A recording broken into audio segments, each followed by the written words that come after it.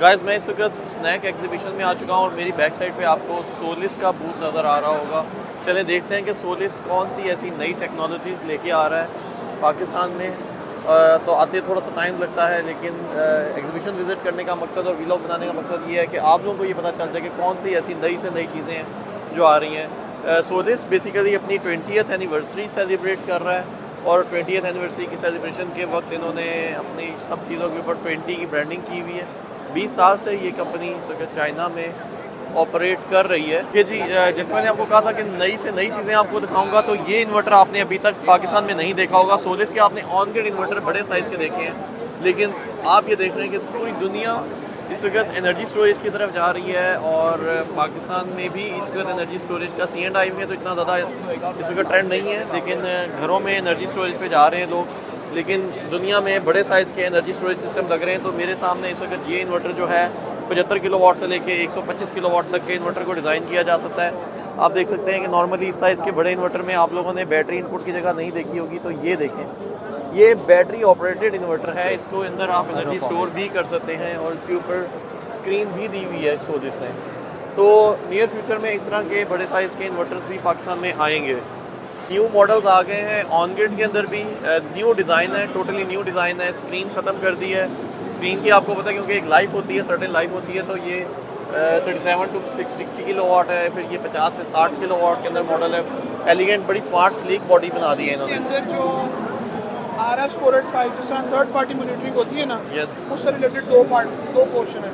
यानी आपने data locker लगाया है तो आपका सोलिस क्लाउड पे डाटा जा रहा है। थर्ड पार्टी ने मॉनिटरिंग कंट्रोल करनी है तो वो ऑटोमेटिकली उसके लिए सेपरेट सपोर्ट है। दो अलग अलग जैसे हम PV जेनसेट सिंक्रोनाइजेशन के लिए जब हम कर रहे होते हैं तो PV जेनसेट सिंक्रोनाइजेशन अक्सर करते हुए प्रॉब्लम ये आती है कि हमें इसकी एग्जिस्टिंग वाईफाई उतारनी पड़ती है। अब नहीं उतारनी पड़ेगी, अब इसकी मॉनिटरिंग भी चलेगी और थर्ड पार्टी मॉनिटरिंग भी चलेगी। ये तो बहुत अच्छा फीचर है और ये तो पुराना मॉडल ही है मेरे ख्याल से, ये हमने ऑलरेडी पाकिस्तान में बहुत यूज़ किया है। तो हाइब्रिड इन्वर्टर है, 125 किलोवाट में वो दे रहे हैं। इसमें जो सारे बेस्ट वाले फीचर्स हैं, सारे सिनेरियोज वो आप इसमें कवर अप कर सकते हैं। इसके साथ आप कोई भी बैटरीज, कोई भी चीज़ें आप इसके साथ अटैच कर सकते हो।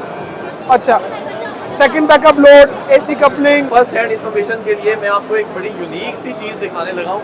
आप लोगों ने ये सोलिस के ब्रांड के साथ अब तक नहीं देखी होगी। हमजा बताएं ये क्या है? अच्छा जी, ये 150 किलोवाट का इन्वर्टर है। इसकी रेंज 125 से 150 है। ये ऑलरेडी लॉन्च हो गया पाकिस्तान में। जी, जो लोग लो वोल्टेज 48 वोल्ट्स का इन्वर्टर अभी इस्तेमाल कर रहे हैं पाकिस्तान में, अभी तक आप देख रहे हैं कि 8 किलोवाट का इन्वर्टर चल रहा है। तो ये 9.9 है, ये 9.9 ओके, ये 48 वोल्ट्स पे चलेगा। 48 वोल्ट 9.9 से 18 किलोवाट सिंगल फेज।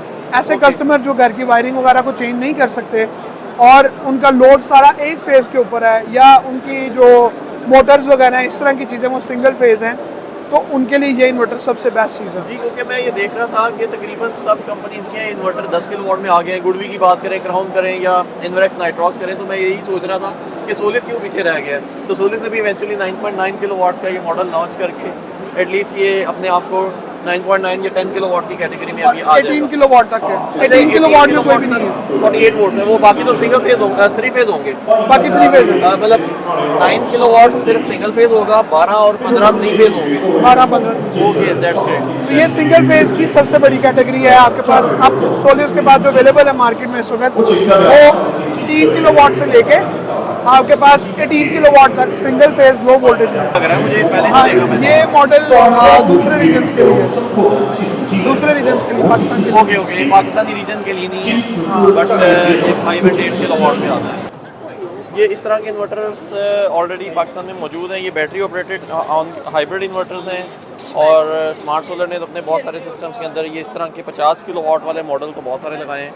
ये ऑन ग्रिड इन्वर्टर के तौर पे भी चल सकता है, लेकिन बेसिकली ये स्टोरेज इन्वर्टर है। इसको हाइब्रिड मोड के ऊपर चलाया जाता है, ड्यूरिंग द लोड शेडिंग चल सकता है। इसके ऊपर बैटरी के टर्मिनल्स की भी जगह दी होती है। इसी तरह से बैटरी के टर्मिनल्स किस तरह से लग सकते हैं वो मैं आपको ये दिखा सकता हूँ कि ये देखें, यहाँ पे इसकी डिफरेंट कनेक्शंस भी करके दिखाए गए हैं कि किस तरह से इसके कनेक्शंस होते हैं। और इसके साथ अगर आप जनरेटर को भी लगाना चाहते हैं तो जनरेटर को भी अटैच किया जा सकता है।